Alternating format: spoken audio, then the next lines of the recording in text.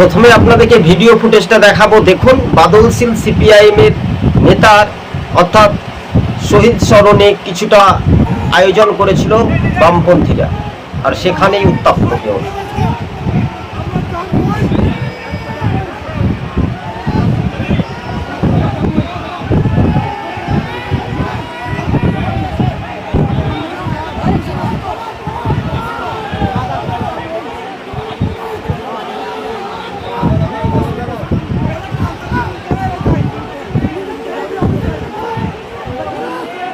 হ্যাঁ দর্শক বন্ধুগণ, দেখতে পেলেন, অর্থাৎ শাসক দল মানে বিজেপি ক্ষমতায়, আর বিরোধী দল হিসেবে জিতেন্দ্র চৌধুরী তিনি বিধানসভার বিরোধী দলের তকমা পেয়েও কার্যত আইন শৃঙ্খলা পরিস্থিতি নিয়ে ফের কিন্তু গর্জে উঠলেন।